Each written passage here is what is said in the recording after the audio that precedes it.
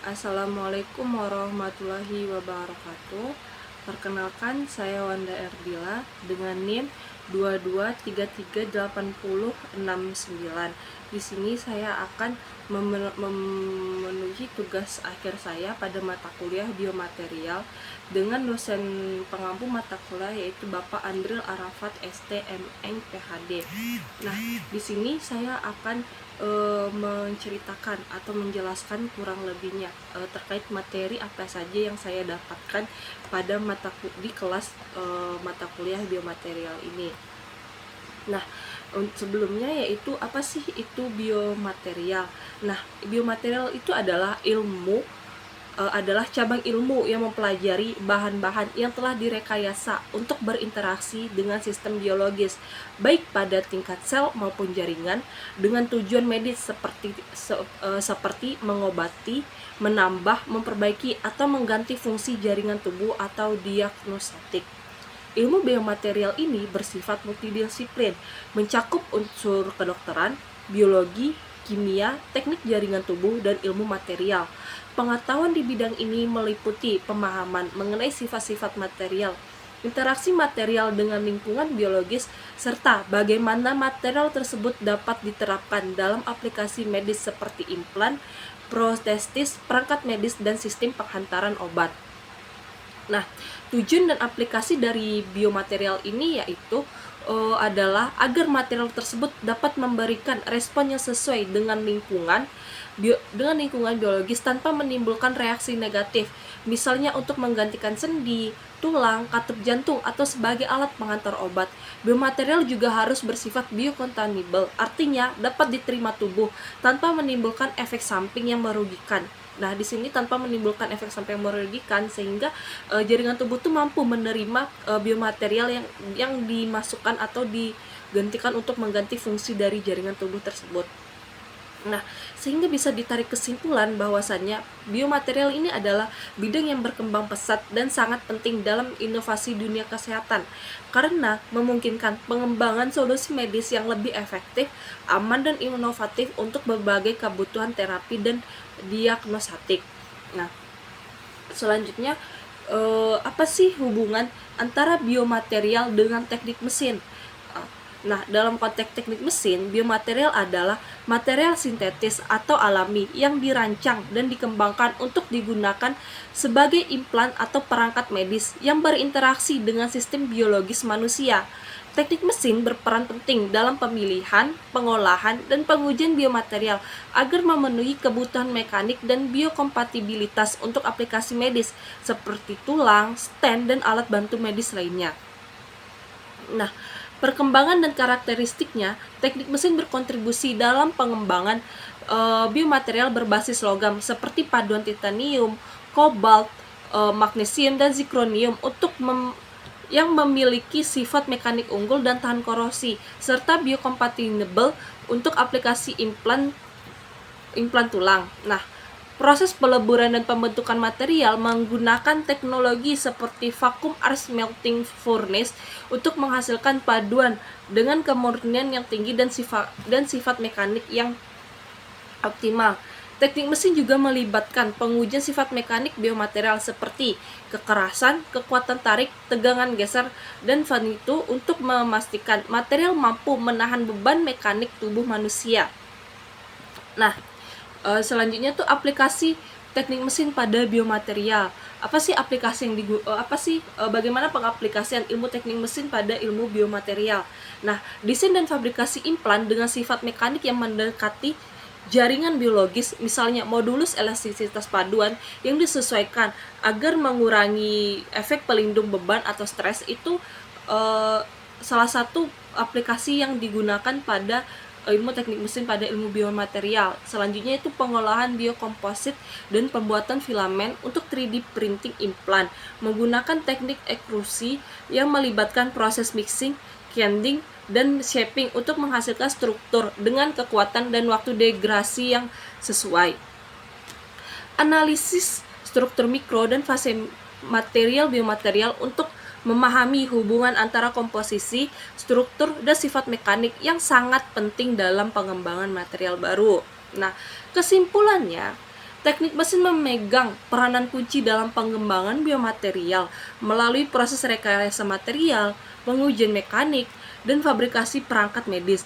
Kolaborasi antara ilmu material dan teknik mesin dan biologi ini mampu terciptanya biomaterial yang tidak hanya memiliki kekuatan dan ketahanan optimal, tetapi juga aman dan kompatibel untuk aplikasi medis jangka panjang. Sehingga orang-orang teknik mesin memiliki peranan penting pada biomaterial atau di dunia kesehatan lah, seperti itu. Nah, selanjutnya itu ada jenis-jenis biomaterial. Nah, sebenarnya itu jenis-jenis biomaterial di sini ada 5. Yang pertama yaitu biomaterial alami. Biomaterial alami itu sendiri adalah bahan yang berasal dari sumber biologis, baik jaringan hewan maupun tumbuhan, yang digunakan sebagai material implan atau pengganti jaringan. Nah, contoh dari biomaterial jaringan tubuh. Nah, biomaterial ini memiliki sifat biokompatibilitas yang tinggi sehingga lebih mudah diterima oleh tubuh manusia. Nah, contoh dari biomaterial alami yaitu alograf, jaringan tubuh yang berasal dari manusia lain atau donor, seperti seperti halnya itu donor jantung atau donor hati yang diambil dari pasien lain ke pasien yang satu ke pasien yang lain. Nah, selanjutnya itu xenograf, jaringan tulang atau material biologis yang berasal dari hewan, misalnya tulang sapi. Nah, selanjutnya itu autograf, jaringan yang diambil dari tubuh pasien itu sendiri untuk digunakan kembali, misalnya tulang atau jaringan lain. Nah, autograf ini seperti contohnya yaitu cangkok kulit, yang dimana pada cangkok kulit ini biasanya pada bagian tubuh kulit yang lain seperti pada bagian kulit paha itu mengalami kerusakan. Nah, itu biasanya cangkok kulitnya itu diambil dari bagian paha sebelah kanan lah untuk memperbaiki jaringan kulit paha sebelah kiri. Nah, itu diambil dari pasien itu sendiri.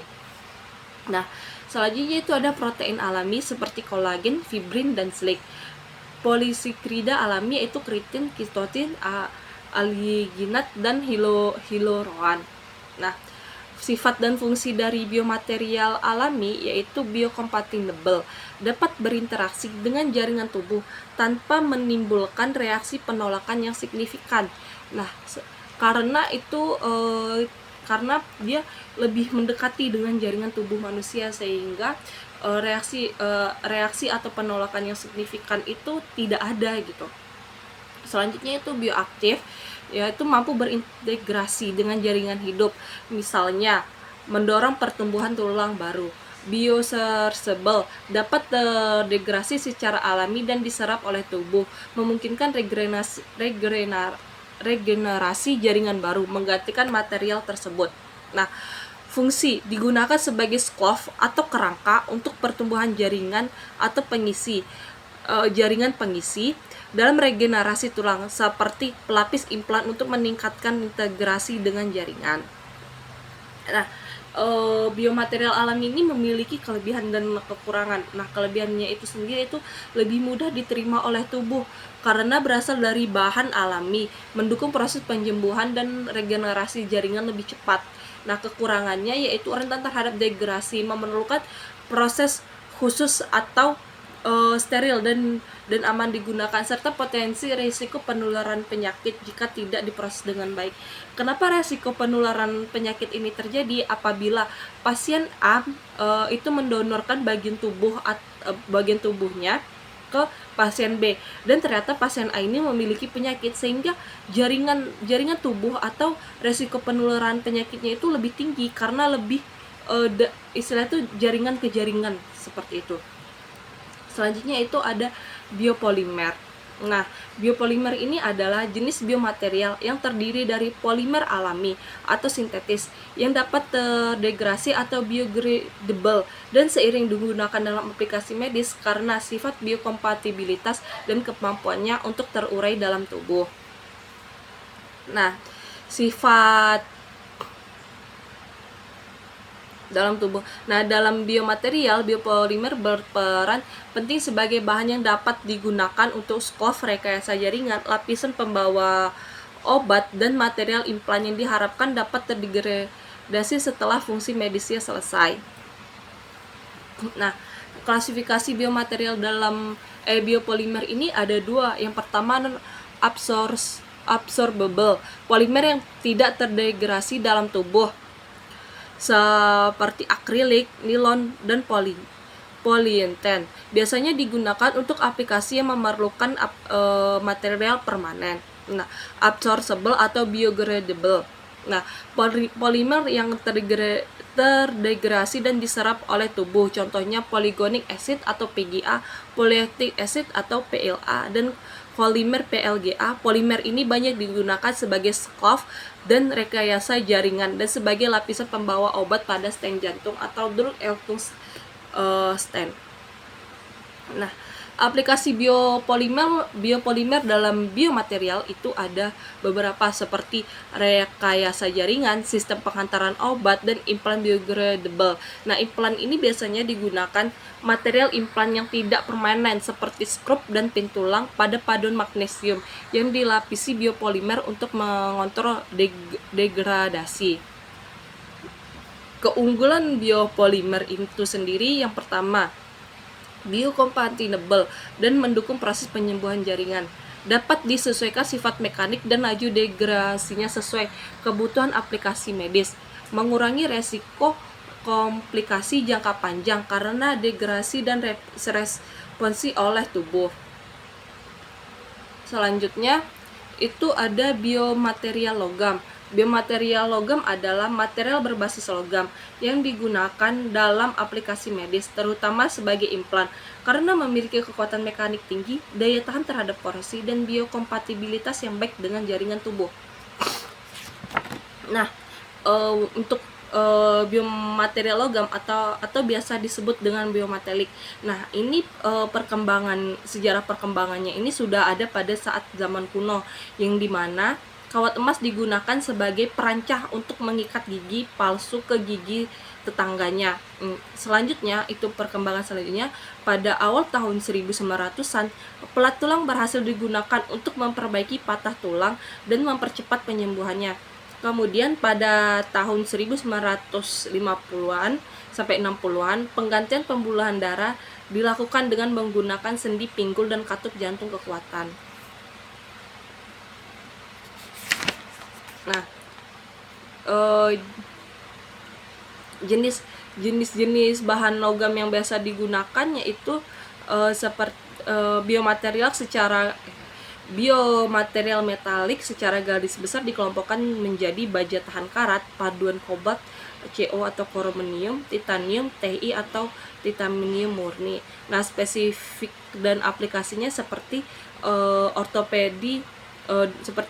ortopedi operasi, pemasangan pen.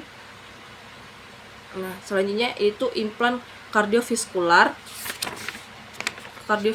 THT, dan kedokteran gigi seperti isi inlay, mahkota, jembatan, sempitan, dan alas gigi palsu. Itu menggunakan AU, AGCN, AU, dan CU.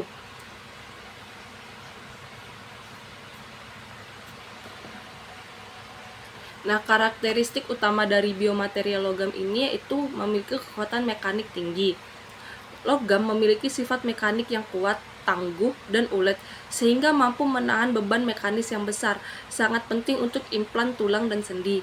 Ketahanan terhadap korosi.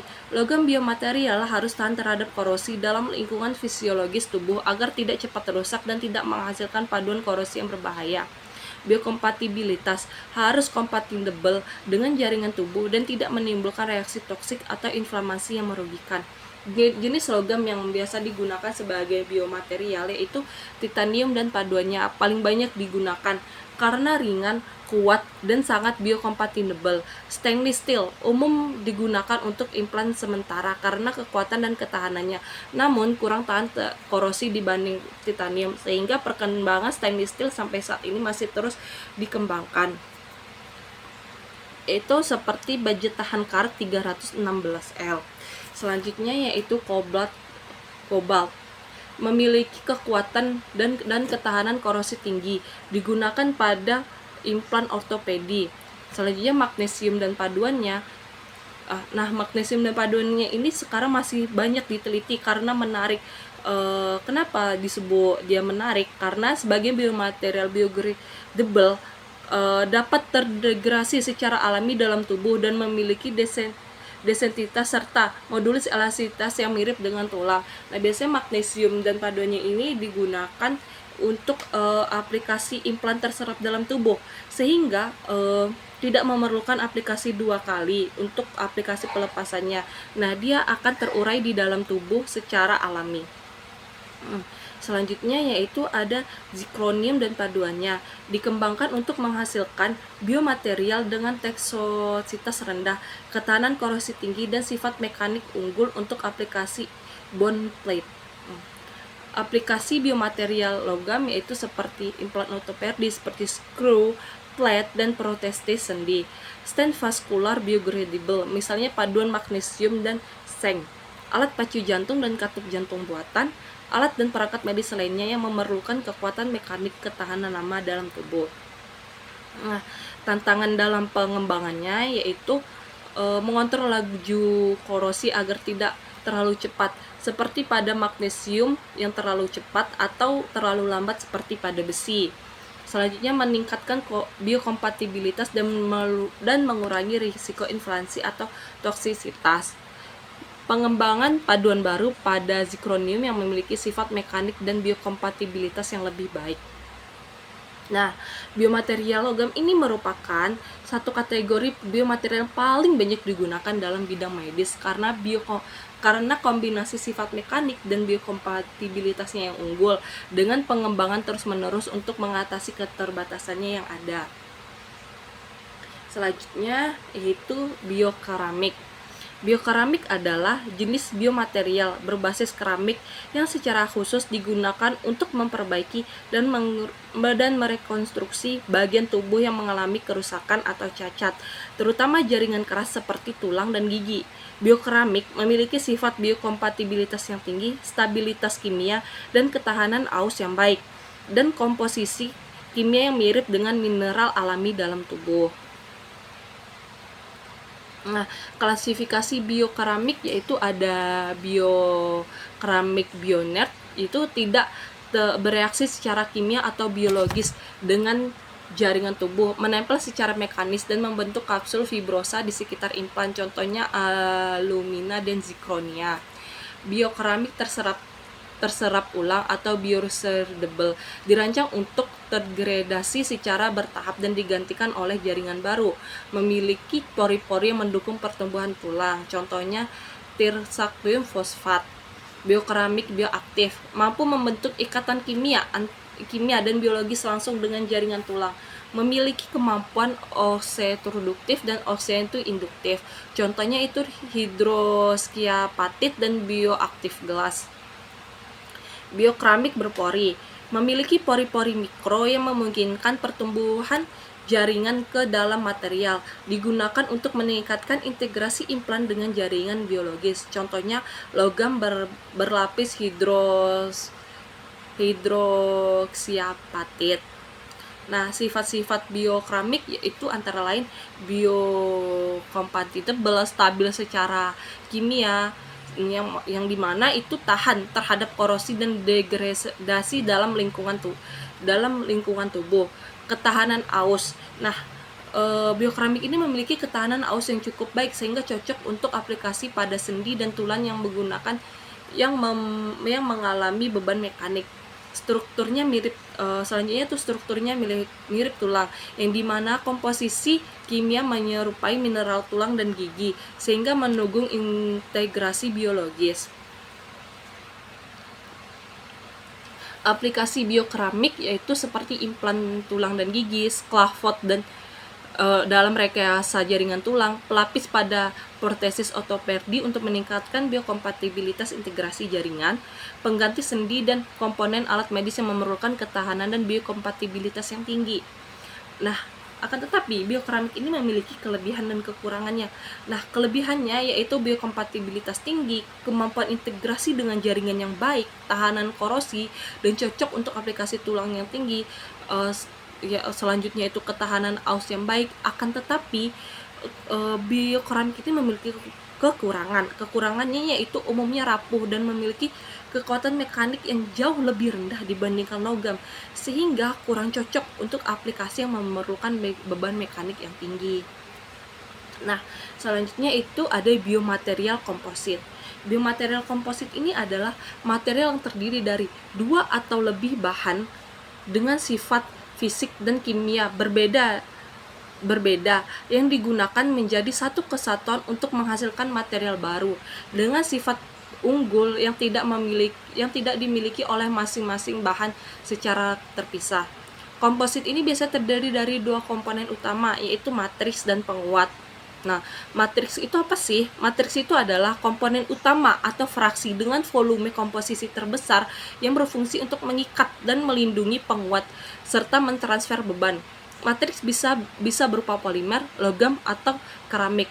Penguat itu adalah komponen yang memberikan kekuatan atau paduan tambahan atau komposisi tambahan yang memiliki volume lebih kecil dan kekuatan utama pada komposit.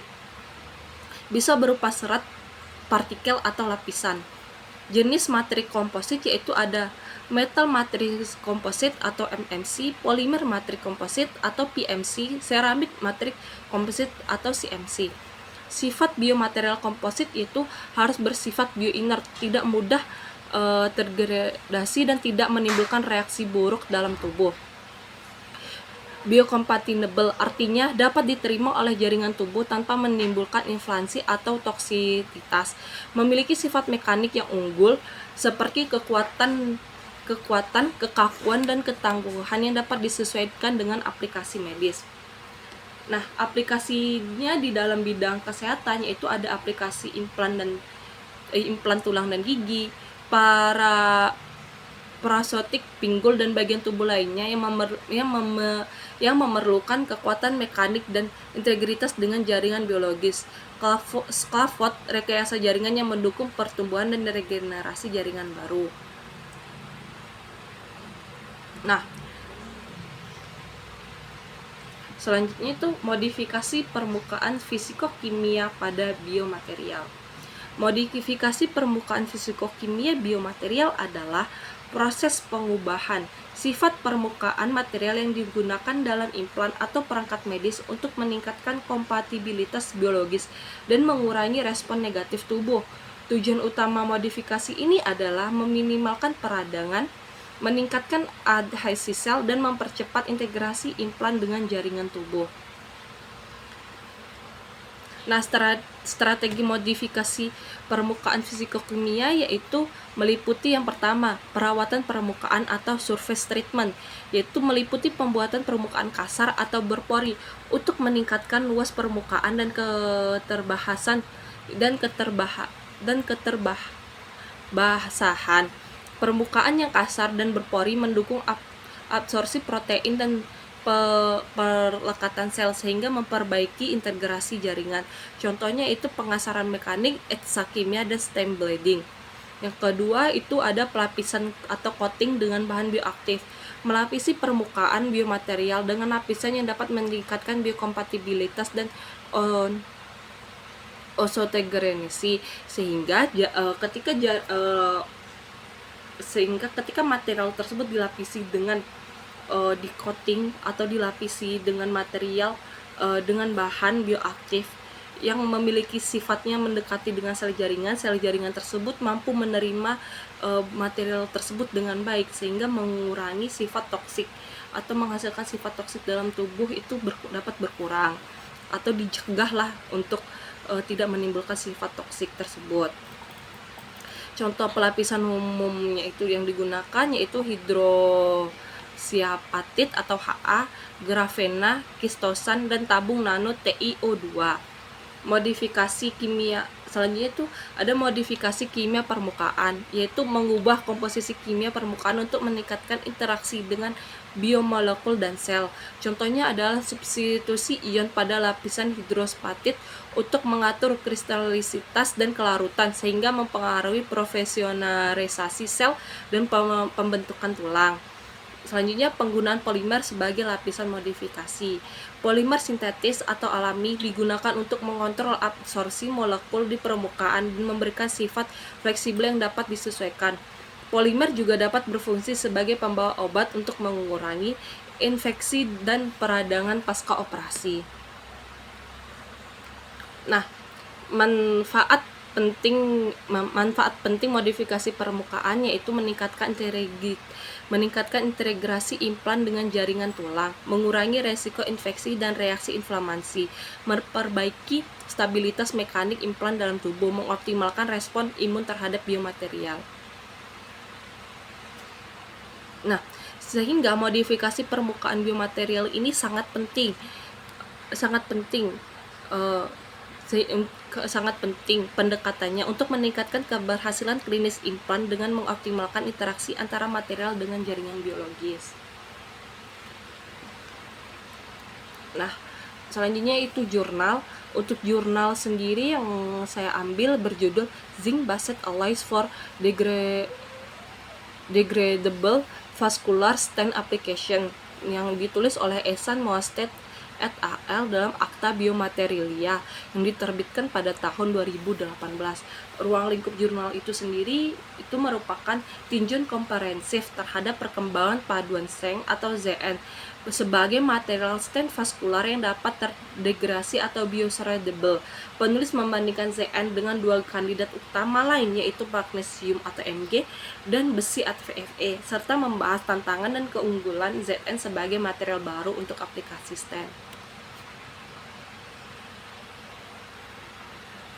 Nah, artikel ini membahas aspek mikrostruktur, sifat mekanik, perilaku korosi, dan performa in vivo dari berbagai sistem paduan Zn seperti ZnMg, ZnCASR, ZnAl, ZnLi, ZnAg, ZnCu, dan ZnMn, sehingga memberikan gambaran lengkap tentang status riset terkini. Analisis kritisnya itu penulis tidak hanya memaparkan data tetapi juga menganalisis kelebihan dan kekurangan masing-masing sistem paduan serta membandingkannya dengan material lain yang telah lebih dulu digunakan. Nah, jurnal ini menyoroti kebutuhan klinis yang spesifik seperti laju degrasi ideal, kekuatan mekanik minimal, dan biokompatibilitas, sehingga relevan untuk pengembangan aplikasi medis dunia nyata. Nah,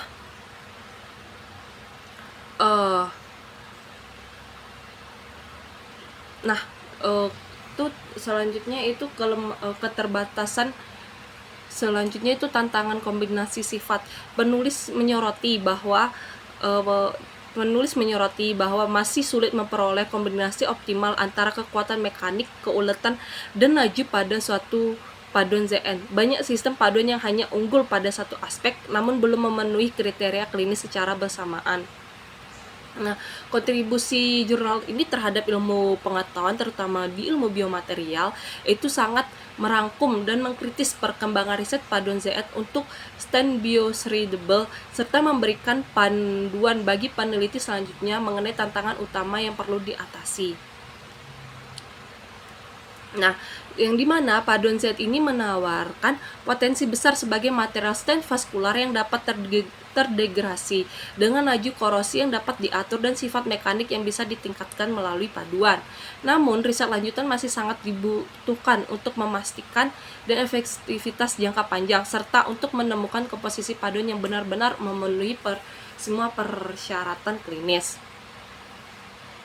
Nah, kebutuhan klinis stent degradable ini dalam jurnal tersebut dinyatakan bahwasanya laju degradasi yaitu kurang 0,02 mm per tahun. Integritas mekanik dipertahankan selama 3-6 bulan, terserap sempurna dalam tubuh yaitu 12-24 bulan, biokompatibel, tidak toksik dan tidak menghasilkan produk degradasi tambah berbahaya. sifat mekanik seperti modulus elastisitas yang tinggi, yield strength dan ultimate tensile strength yang memadai, serta elogenasi fraktur minimal 20%. Tantangan pada material sebelumnya yaitu magnesium atau Mg, di mana memiliki biokompatibel yang baik, namun laju degrasi terlalu cepat sehingga integritas mekaniknya cepat hilang. Nah, di sini di beberapa jurnal beberapa jurnal di luar jurnal ini menyatakan bahwa magnesium itu terlalu cepat terurai dalam tubuh sehingga sehingga tubuh yang seharusnya belum mencapai kesembuhan itu magnesiumnya sudah habis atau sudah terurai dulu. Nah, selanjutnya itu ada besi atau Fe. Nah, besi atau Fe ini sifat mekaniknya bagus, tapi di dalam jurnal dinyatakan bahwasannya laju degrasinya terlalu lambat atau terlalu lama dia terurai di dalam tubuh. Nah, selanjutnya itu ada polimer. Polimer diperlukan ketebalan strut lebih besar, vasitabilitas rendah pada imaging, dan kurang fleksibel untuk aplikasi klinis tertentu. Nah, dinyatakan juga bahwasannya zinc mulai diperkenalkan sebagai kandidat material stain pada tahun 2013 karena memiliki laju korosi yang dapat ditoleransi dan sifat mekanik yang dapat diatur.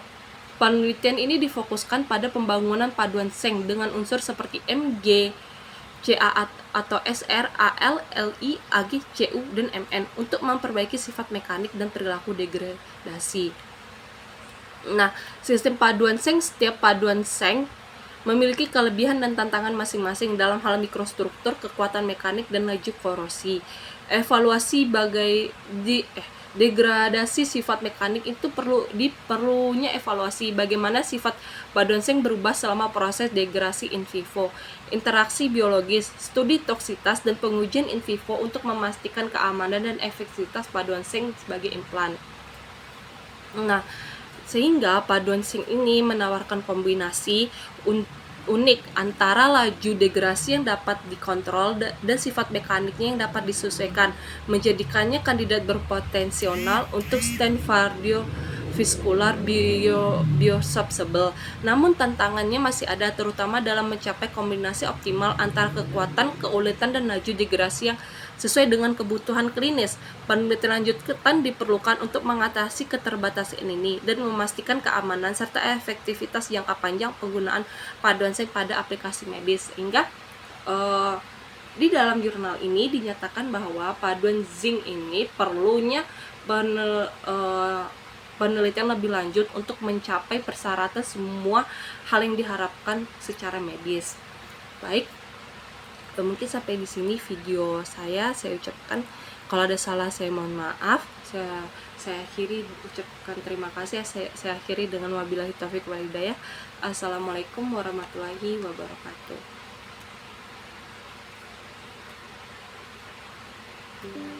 Break.